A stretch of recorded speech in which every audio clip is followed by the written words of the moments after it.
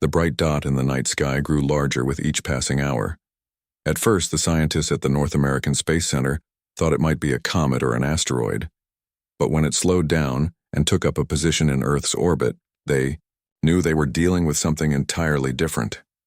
"Sir, you need to see this," said Mike, the young technician who first spotted the object. His hands shook as he pointed at the screen. Director Alan Roberts squinted at the monitor. The object was clearly not natural. It had straight lines and angles that suggested it was built, not formed by space rocks. "Have they sent any signals?" Roberts asked. "No, sir. Nothing. It's just sitting there, silent," Mike replied. Within hours, the news spread across the globe. An alien ship had arrived at Earth. People reacted with fear, wonder, and everything in between. Some ran to churches to pray. Others partied like it was the end of the world. Most just watched their screens, waiting for more information. In Washington, the president called an emergency meeting. Military leaders, scientists, and government officials gathered in a secure room deep beneath the White House. "We need to make contact," said the president, looking tired and worried. "But we also need to be careful. This could be the greatest moment in human history, or the beginning of the end." Jack Wilson stood at attention in the back of the room. As the commander of the Special Space Operations Team, he knew he would be involved in whatever happened next. Jack was 42 years old, with gray starting to show in his dark hair. 20 years in the military had left him with a strong body and a face that rarely showed emotion. "Commander Wilson," the president said, "your team will lead this mission. Get close to that ship, try to communicate, but be ready for anything." "Yes, sir," Jack replied. His face remained calm, but inside his heart raced. This was why he had trained all his life. 6 hours later, Jack and his team of 5 approached the alien vessel in their space shuttle. Up close, the ship was even stranger than it had appeared on the screens. It was long and curved like a giant silver leaf. Its surface seemed to shift colors slightly as they watched, reflecting the stars and Earth below. "No visible weapons," said Lisa Chen, the team's science officer. She was small but tough, with quick eyes that missed nothing. "And I'm detecting very low power readings. This thing might be running on backup systems." "Or it's a trick," said Tom Davis, the security specialist. His hand never left his weapon. "They could be hiding their real power." Jack kept his eyes on the alien vessel as their shuttle moved closer. "Stay alert, but remember, we're here to make friends if we can."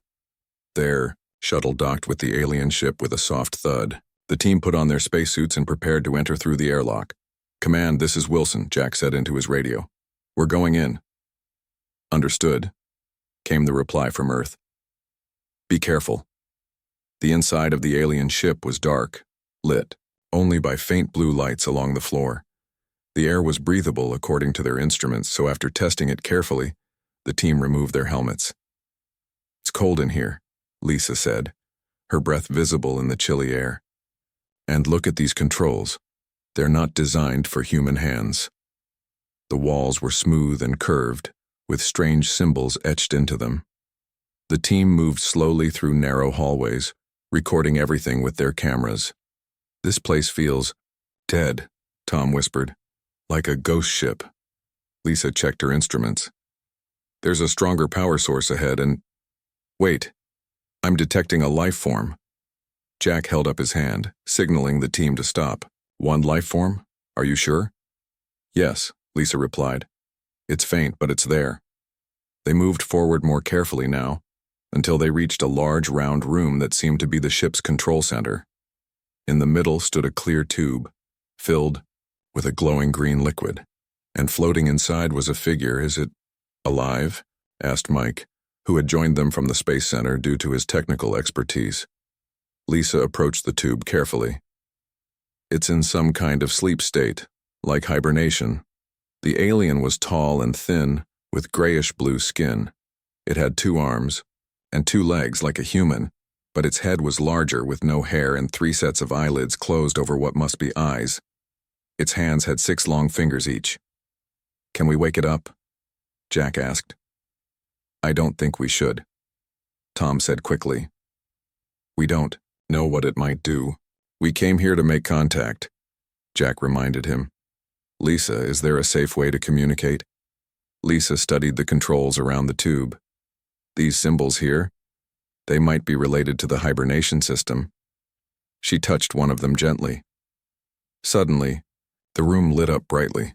Alarms started to sound and the green liquid in the tube began to drain away. What did you do?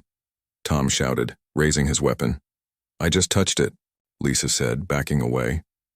The alien's eyes began to open, first one set of eyelids, then the second, and finally the third. Its eyes were deep black, with small flecks of gold that seemed to move. Jack stepped forward, hands raised to show he was unarmed. We come in peace, he said, though he knew the alien probably couldn't understand him. The alien looked at each of them, its gaze stopping on Jack. Then it raised one 6-fingered hand and pressed it against the inside of the tube. Its mouth opened, showing teeth that looked surprisingly human. A voice filled the room, seeming to come from everywhere at once. It spoke in a language none of them had ever heard before, musical and full of clicks. It's trying to communicate, Lisa said excitedly. Then the alien's eyes widened in what looked like fear. It pressed both hands against the tube and spoke more urgently. Something's wrong, Jack said, moving closer. It's afraid of something. Suddenly, all the lights in the ship turned red. Metal doors slid shut over the entrances to the room, locking them in.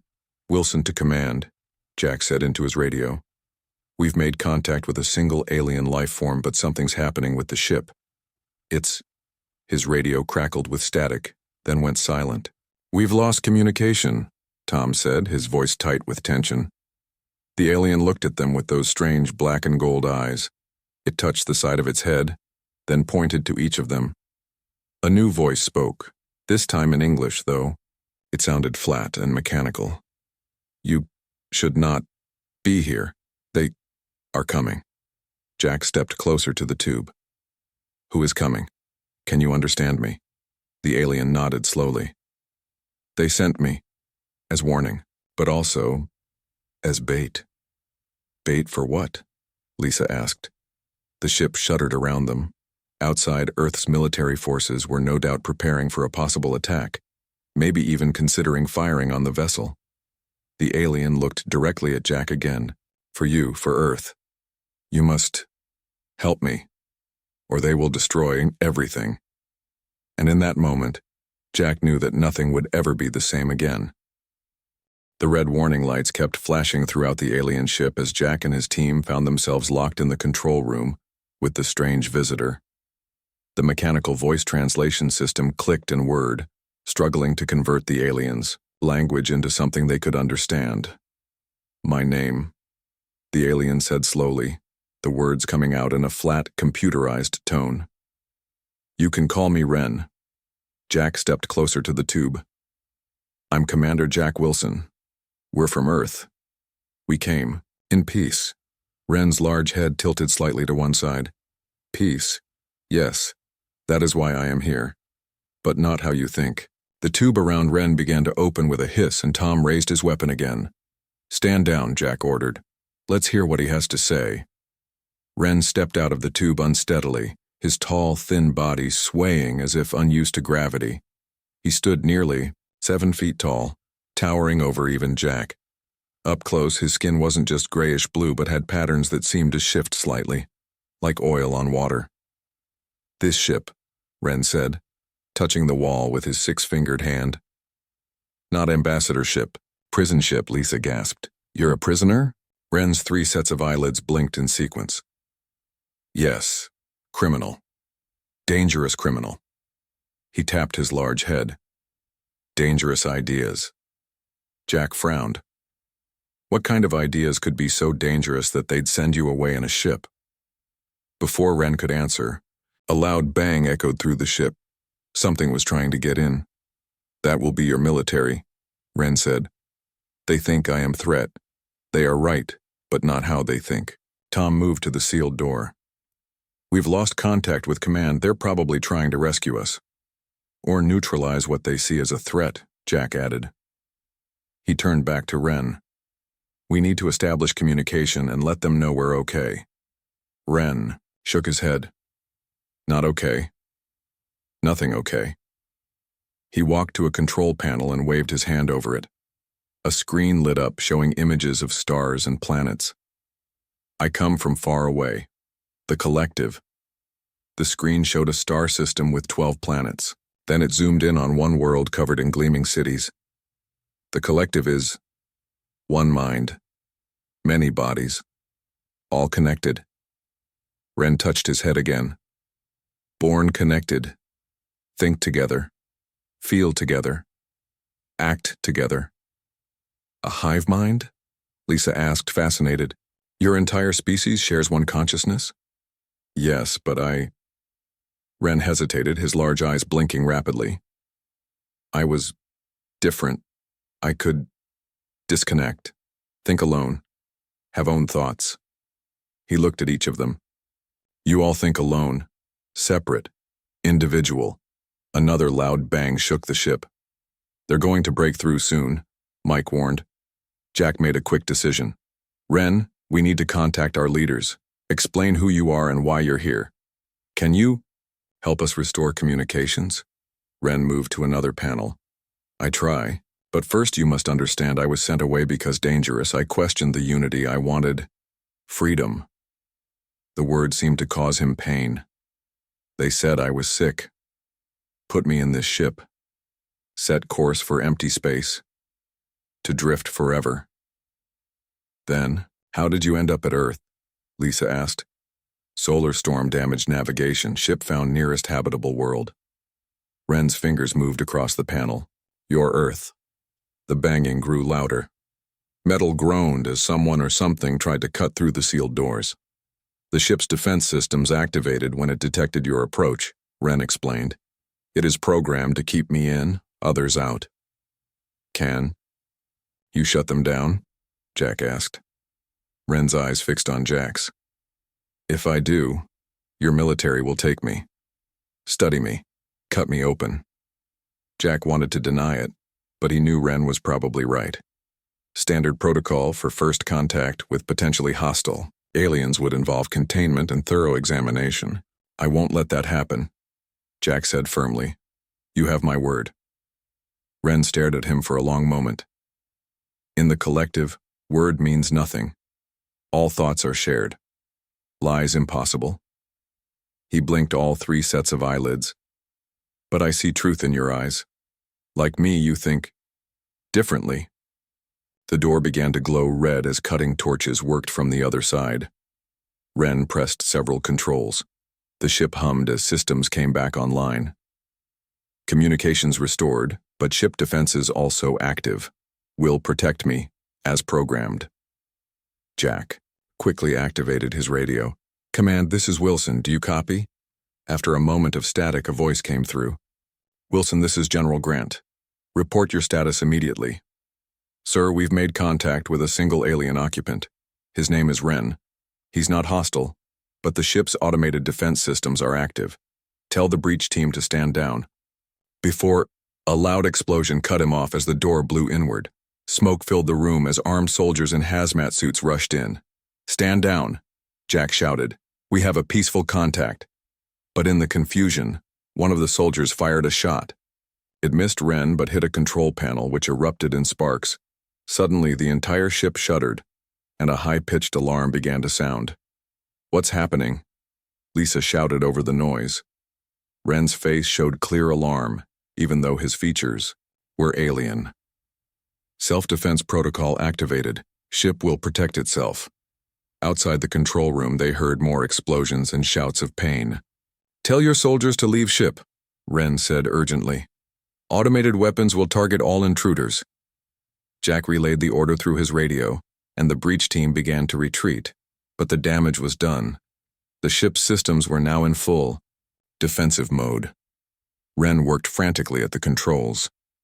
Cannot stop defense protocol once started. Ship is thinking it is under attack. A holographic display appeared in the center of the room, showing Earth's military ships surrounding them. Small objects were launching from Ren's ship, some kind of defensive weapons. No, Ren cried, his mechanical voice translation unable to capture the emotion in his actual voice. We'll cause war. Jack made a split-second decision. Can you access the ship's navigation? Can we move away from Earth?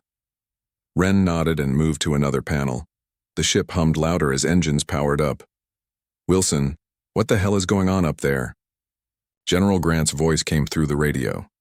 That ship is powering weapons. Sir, we're trying to move the ship away to prevent conflict. The defense systems activated automatically.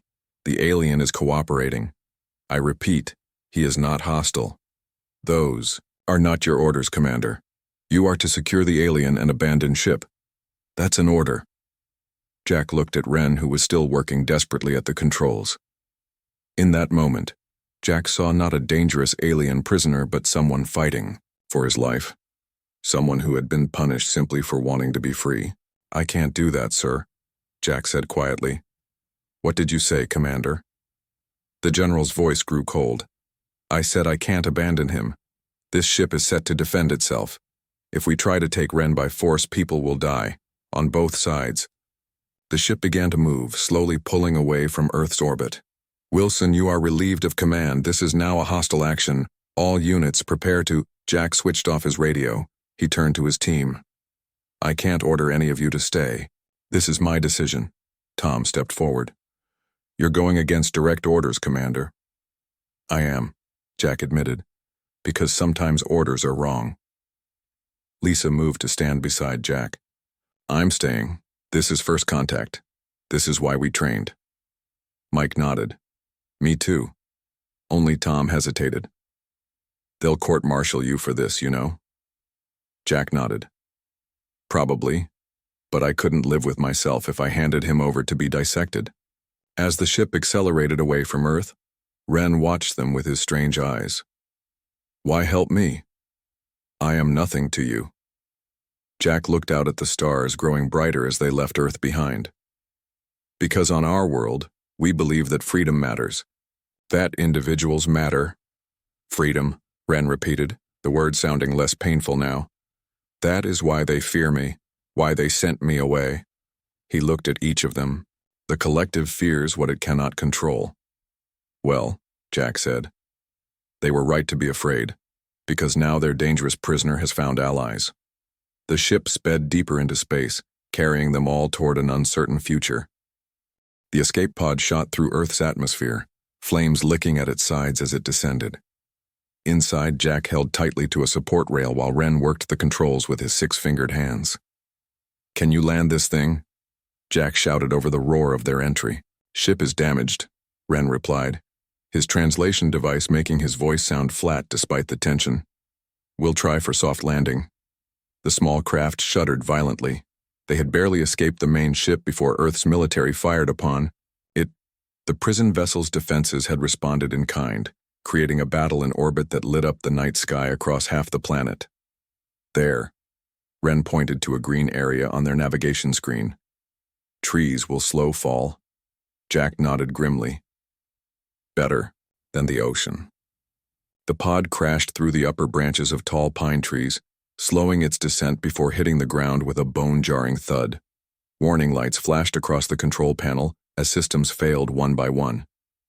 We need to move, Jack said, checking his few supplies. They'll track the pod's descent path. Ren moved unsteadily to his feet. On Earth, his tall, thin body seemed even more fragile than in space. Atmosphere feels heavy. Much oxygen. Will you be able to breathe okay? Jack asked with concern. Yes. Different but possible. Ren blinked his 3 sets of eyelids. But your son? Very bright. Jack dug through the emergency kit and found a pair of sunglasses. Try these.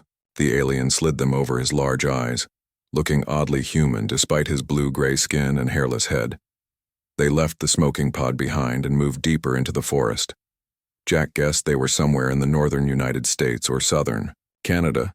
Based on the vegetation, it was early autumn with the leaves just beginning to change color. Your world. So much life, Ren said, touching a tree trunk with wonder. The collective worlds are ordered, controlled. Jack checked his compass. We need to find shelter and figure out our next move. They will send hunters, Ren said suddenly, his voice low. Not just your military, the collective. Jack stopped walking. Your people? But how would they know where you are? We're light years from your home. Prison ship sends signal if prisoner escapes, built into design. Ren pointed to his own chest. Also tracker inside me. Can it be removed? Ren shook his head. Linked to vital systems. Remove tracker. I die. Jack cursed under his breath. So we've got Earth's military and your people both hunting us. Great. They walked for hours, moving deeper into the wilderness. Jack had been trained for survival situations, but he'd never imagined he'd be using those skills to help an alien fugitive. By nightfall, they found a small cave that offered some shelter. As Jack worked to start a fire, he thought about what he'd done. He'd disobeyed direct orders, abandoned his team, become a traitor to help someone he barely knew. You regret helping me? Ren said, watching him with those strange eyes behind the sunglasses. Jack looked up. I don't regret it, but I'm wondering if I made the right choice. Choice. Ren repeated the word carefully. In the collective, no choice exists. All decisions made by unity. All thoughts shared. That sounds awful, Jack said as the fire caught the dry wood. Never knew different was natural. Ren moved closer to the fire, his thin body shivering slightly in the cool night air. Then one day, my connection weakened, could hear own thoughts. Terrifying at first. Jack offered him a protein bar from his emergency kit. So you're some kind of mutation? A glitch in your species? Perhaps. Or evolution. Ren examined the food bar carefully before taking a small bite. Began to question. Why must all think same? Why no room for new ideas? And that's why they exiled you? For asking questions? Ren's expression changed slightly. Even with his alien features, Jack could recognize sadness. Not just questions. I shared the feeling of being alone in mind. Some others began to disconnect too. Ren looked into the fire. Collective called it mind virus, dangerous infection. The sound of helicopters in the distance made them both tense. They're searching the area, Jack said, quickly putting out the fire. We need to keep moving. They traveled by night after that, hiding during the day. Jack's military training helped them avoid patrols and search parties. News reports on radio stations they occasionally picked up told of a dangerous alien encounter and a rogue military officer who had betrayed Earth's security. 3 days after their crash, they came upon a small cabin deep in the woods. Smoke rose from its chimney. Someone lives here, Jack whispered. We should avoid it. But before they could retreat, the cabin door opened. A woman stepped out, rifle in hand, pointing directly at them. That's far enough, she called. I can see you both clearly. Jack slowly raised his hands. We're not here to cause trouble. The woman stepped forward. She was in her 50s, with gray-streaked hair tied back and the weathered face of someone who had spent years outdoors. You're that soldier they're talking about on the radio, she said, keeping the rifle steady. The one who helped the alien escape. Yes, Jack admitted. Her eyes shifted to Ren, widening slightly at his alien appearance despite the sunglasses and coat Jack had found to disguise him. I'm Maria, she said, after a long pause. And I don't much care for the government telling me what to think about anything. She lowered the rifle slightly. You both look half-starved. Come inside. Maria's cabin was small but well-equipped. She lived off the grid, generating her own power through solar panels and a small windmill. Used to work for the tech industry, she explained as she served them hot stew. Got tired of helping them spy on people. Came out here 5 years ago. Ren studied her communication equipment with interest. Advanced technology. Can send signals far. Maria nodded. That's a satellite uplink. I keep tabs on what's happening in the world without letting the world keep tabs on me. Jack explained their situation, leaving out some details for safety. So, they want to lock you up for having dangerous ideas? Maria asked Ren. Sounds like plenty of governments right here on Earth. Suddenly, Ren stiffened. His 3 sets of eyelids blinked rapidly. What's wrong? Jack asked. Feel something. Ren moved to the window, looking up at the night sky. The hunter drones. They have arrived. As if to confirm his words, a high-pitched whine filled the air outside. A bright light swept across the forest. What the hell is that? Maria moved to dim the lights in the cabin. Collective technology, Ren said. Drones that hunt by tracking brain patterns will find me soon. Can they be stopped? Jack asked. Yes, but need equipment. Parts to build disruptor. Maria's face hardened with determination. Tell me what you need. I've got plenty of spare tech around here. For the next 2 days they worked together to build what Ren called a mind shield. Maria's technical knowledge proved invaluable as they improvised with the parts she had collected over the years. Meanwhile, the hunter drones grew closer. Their searchlights could be seen every night, sweeping the forest methodically. Almost complete, Ren said as he connected the final wires on their device. We'll block tracker signal and hide brain patterns. A loud crash outside made them all freeze. That wasn't a drone, Jack said, reaching for the rifle Maria had given him. The door burst open. Colonel Ben Harris stood there, flanked by 2 soldiers, in full tactical gear. Jack Wilson, Harris said, his voice hard. You are under arrest for treason against the United States and crimes against humanity. Jack raised his hand slowly. Ben, you don't understand what's happening here. I understand that you helped an alien hostile escape after it attacked our forces, Harris said coldly. Now step away from it and come quietly. Ren stood slowly, removing his sunglasses to face the colonel with his strange eyes. I am not hostile, but those who hunt me are. Harris's gaze flickered between Jack and Ren. For a moment, Jack thought he saw doubt in his old mentor's eyes. Then the sky outside lit up with an unnatural purple glow. They're here, Ren whispered. The real hunters have found us. The purple light flooded through the windows of Maria's cabin, casting eerie shadows on the walls. The sound that accompanied it was unlike anything Jack had ever heard, a high-pitched hum that seemed to vibrate inside his skull. What is that? Colonel Harris demanded, his weapon still trained on Ren, but his eyes now darting nervously to the windows. Hunter drones, Ren explained, his mechanical voice translation somehow sounding more urgent. First wave of collective forces. Outside, the trees swayed as something large moved through the forest. The purple light grew brighter, pulsing in a steady rhythm. We need to finish the mind shield, Jack said, turning to the half-completed device on Maria's workbench. Now! Colonel Harris looked confused, but the soldiers with him tensed, ready to fire. Stand down, Wilson, Harris ordered. This is still a military operation. Maria stepped forward. Your military operation won't mean much when those things out there start firing. I've seen what they can do. As if to emphasize her point, a beam of energy sliced through the roof of the cabin, leaving a smoking hole. Everyone ducked instinctively. What the hell? One of the soldiers gasped. Colonel Harris hesitated, years of training battling with the unknown threat outside. Finally, he lowered his weapon slightly. You have 2 minutes to explain, he said to Jack. Jack nodded to Ren, who stepped forward, despite the gun still partially aimed at him. The collective sent me away because I discovered their secret, Ren said, his 3-lidded eyes blinking rapidly. But they did not know I discovered it. What secret? Harris demanded. Ren moved to Maria's computer and quickly typed a series of commands.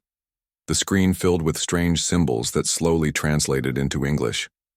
The collective is not just one world, Ren explained as he worked. Once was but grew, spread to other worlds. Jack moved to stand beside Ren. You're saying your people conquered other planets? Not conquered. Assimilated. Ren's fingers paused on the keyboard. Find species who think alone like humans. Connect them to collective mind, they become part of us. The cabin shook as something heavy landed outside. The purple light intensified. They're getting closer, Maria warned. Ren continued typing. I found list of worlds marked for assimilation. He looked directly at Harris. Earth on list.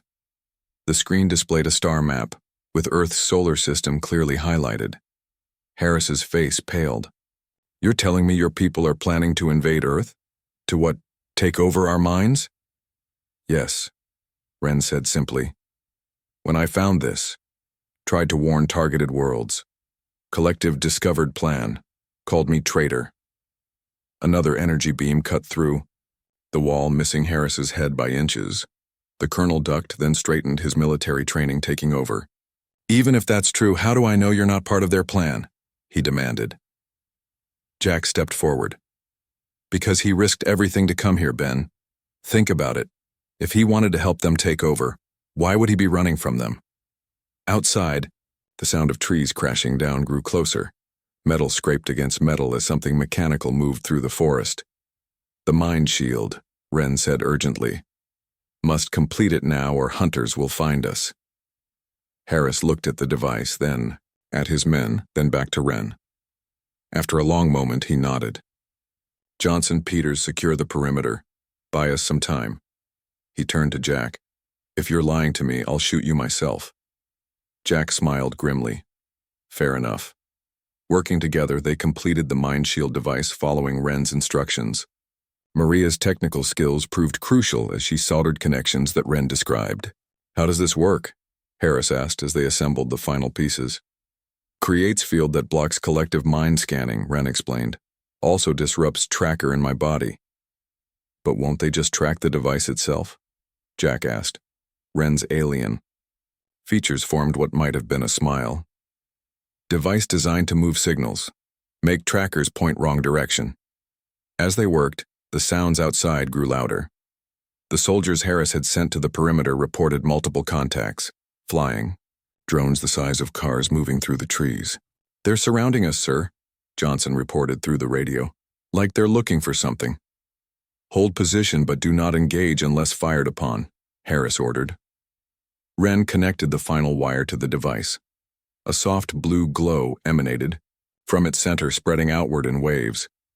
It works, Ren said, relief evident even through his translator. Hunters will lose our signal. The purple lights outside dimmed slightly, then began to move in different directions as if confused. It's working, Jack said, watching through a window. They're breaking off their search pattern. Harris moved to stand beside him. So what? Now we can't hide forever. No, Ren agreed. Mind shield temporary solution. Collective will send more hunters. Stronger ones. Then we need to warn the world, Harris said. If what you're saying is true, Earth needs to prepare. Ren shook his head. Not enough time to prepare. Collective technology too advanced. Earth, weapons. He gestured at the soldiers' rifles. Not effective. Then what do you suggest? Harris asked, frustration evident in his voice. Ren turned to Maria's computer again. Need to show you something else. Real reason I was sent away. On the screen, new images appeared. Strange diagrams and what looked like building plans. My prison ship, Ren explained. Not just prison, also weapon. Jack leaned closer. What kind of weapon? When I discovered collective plans, I also found old technology. From before Unity. Ren's eyes seemed to grow darker. Technology that could break mind connection. Give back individual thought. Harris studied the diagrams. You're saying your ship contains a weapon that could disrupt this hive mind of yours? Yes, built into ship systems. Ren looked at each of them. Could not activate alone. Needed help. Jack suddenly understood. That's why you let your ship get damaged. Why you ended up at Earth. It wasn't an accident at all. Ren blinked all three sets of eyelids slowly. Programmed navigation to find world with individual minds. Strong minds that value freedom. You came here on purpose, Maria said, her eyes wide. You wanted us to find you. Yes, Ren admitted. Took great risk. Collective would destroy whole world to stop spread of individuality virus. Harris's radio crackled. Sir, the drones are pulling back, but there's something else coming. Something big. Jack moved to the window and saw the trees at the edge of the clearing bending, making way for a massive shape moving toward them. What is that? He asked. Hunter Prime, Ren said, his voice suddenly quiet. Elite enforcer. Cannot hide from it, even with mind shield. So we fight? Harris asked, checking his weapon. No, Wren said. Must reach my ship. Activate the weapon.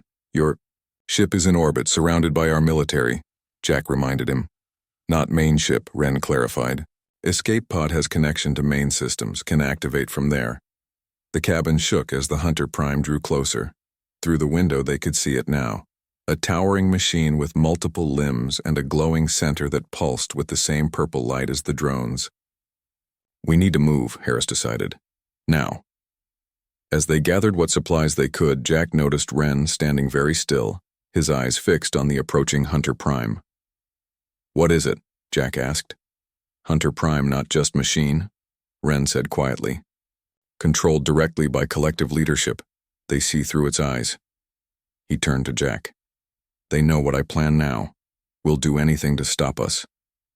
The gravity of their situation hit Jack fully. This wasn't just about helping one alien refugee anymore. This was about saving Earth from becoming the next world assimilated by the collective. As they prepared to leave the cabin, Wren placed a six-fingered hand on Jack's shoulder. Now you understand why I was sent away, he said. Freedom of thought most dangerous weapon against unity. Jack nodded. On Earth we have a saying. It's better to die on your feet than live on your knees. Wren's translator took a moment to process this. Yes, he finally replied. This is why I chose Earth. This is why I never wanted to leave. Dawn broke over the forest as Jack, Wren, Colonel Harris, and Maria raced toward the crashed escape pod. The night had been long and dangerous. Twice they had nearly been caught by Hunter drones, saved only by Wren's mind shield device. But the Hunter Prime still followed them, moving steadily through the trees like a giant metal spider, its purple light cutting through the morning mist. How much farther? Harris asked, breathing heavily as they climbed a steep hill. Just beyond. The next ridge, Jack replied. He looked back at Wren, who was struggling to keep up. The alien's thin body wasn't built for Earth's gravity and dense atmosphere. Are you okay? Jack asked him. Wren nodded, all three sets of eyelids blinking rapidly. Must keep moving. Hunter Prime calls for reinforcements. They reached the top of the ridge and looked down into the valley where the escape pod had crashed 3 days earlier. The small silver craft lay half buried in the soft earth, trees broken around it. But they weren't alone. Military vehicles surrounded the pod, and soldiers in protective suits moved around it. Your people found it, Jack said to Harris. The colonel nodded grimly. Standard protocol. Secure and study any alien technology. We can't fight our way through them, Maria warned. Harris studied the scene below, then pulled out his radio. This is Colonel Harris, authorization code Sierra Echo 79. I need to speak to General Williams immediately. After a tense moment, a voice responded. Harris, where the hell have you been? The whole country is looking for you. Sir, I'm with Commander Wilson and the alien. We have critical information about an imminent threat to Earth. Request immediate clearance to approach the crash site. Negative, came the sharp reply. You are ordered to surrender the alien for containment and report for debriefing. This is a matter of national security. Harris looked at Jack, then at Wren. Sir, with respect, this is bigger than national security. It's about the survival of our species. The radio was silent for a long moment. Then, you have 5 minutes to explain. Yourself, Colonel. As Harris spoke into the radio explaining everything they had learned about the collective and their plans for Earth, Jack watched Wren. The alien stood at the edge of the ridge, staring up at the sky. What is it? Jack asked, moving to stand beside him. They are already here, Wren said quietly. Collective ships entering your solar system.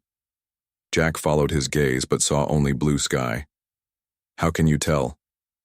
Can feel them. Mind pressure growing. Wren placed one six-fingered hand on his chest. Tracker becoming active again. Mind shield weakening. Below, the soldiers around the crash site suddenly began moving with greater urgency. Someone had clearly spotted something on their equipment. Harris finished his radio call and rejoined them. We've got clearance to approach, but they're detecting multiple objects entering orbit. Large objects. The collective has arrived, Ren confirmed. Come for me. For all of you. They made their way down to the crash site. The soldiers parted to let them through, many staring openly at Ren. General Williams himself waited by the escape pod, his face hard as stone. This better be worth it, Harris, the general said. It is, sir. Show him, Ren. Ren stepped forward and placed his hand on the side of the escape pod. A hidden panel slid open, revealing a complex array of controls. This connects to main ship. Systems, Ren explained. Can activate defense protocols from here. What defense protocols? The general asked suspiciously. The weapon I built, Ren said, to free minds from collective control. Before Ren could explain further, a soldier ran up to the general. Sir, multiple objects entering Earth's atmosphere. Our weapon systems are having no effect. The sky darkened as clouds gathered unnaturally fast. Lightning flashed, but the bolts were purple, not white. They're here, Ren said. His voice carried a weight of sadness. A massive shadow passed overhead and everyone looked up. A ship unlike any human craft moved slowly across the sky. It was enormous, at least half a mile long, with a design similar to Ren's prison ship, but much larger. That's the collective? Jack asked. One small part, Ren replied. Mothership, carries assimilation teams. The general turned to Ren. What exactly does your weapon do? How can it stop them? Ren blinked slowly. Disrupts mind link. Breaks collective connection. He looked at each of the humans gathered around him. Gives back individual thought. Like a virus, Jack added. It spreads the same disease that Ren has, the ability to think for yourself. The ship overhead stopped moving. A beam of purple light shot down, striking the ground about a mile away. Where it touched, the earth shook. They're landing, Harris said. The general made a quick decision. Activate your weapon, now. Ren moved to the control panel and began working quickly, his 6 fingers dancing across the alien controls. To work properly, must broadcast from main. Ship, he explained. Need to send signal to prison vessel in orbit. A technician stepped forward. Sir, we've established a link to the alien ship in orbit. We can transmit from here. Ren nodded and continued working. Then he stopped suddenly, his alien features showing clear distress. What's wrong? Jack asked. Signal too weak, Ren said. Collective jamming transmission. He turned to face the humans. Need stronger connection. How do we boost the signal? The general demanded. Ren touched his own chest. Through me. Direct neural link. Jack understood first. No. That would mean, yes, Ren confirmed, mind burn fatal to brain. Silence fell over the group as they realized what Ren was suggesting. He would sacrifice himself to save them. There must be another way, Jack said. The purple beam of light widened. Through the trees, they could see shapes moving, tall, graceful, figures like Ren but dressed in gleaming armor. The assimilation team approaches, Ren said. No more time. The general turned to his men. Prepare to engage the enemy. But Ren shook his head. Your weapon's useless against them. Only my virus will stop them. Without waiting for further discussion, Ren placed both hands on the control panel. His body stiffened, and a blue light began to flow from the panel up his arms. What's happening? Harris asked. He's doing it, Jack said, his voice thick with emotion. He's linking directly to the ship. Above them, the prison ship in orbit suddenly lit up with blue light, visible even in the daylight sky. The collective. Mothership seemed to falter, drifting sideways as if caught in a wind. Ren's body trembled, but he kept his hands firmly on the panel. Signal, broadcasting, he said, his translator struggling to keep up. Mind virus, spreading. The advancing collective troops stopped suddenly. Even from a distance, Jack could see them clutching their heads, some falling to their knees. It's working, the general exclaimed. Blue light spread from the prison ship to the mothership and then to the other collective vessels entering the atmosphere. One by one, they slowed, then stopped. Some began to drift aimlessly. Ren's body was now glowing brightly, the blue light emanating from within him. Freedom, he whispered. Giving them choice.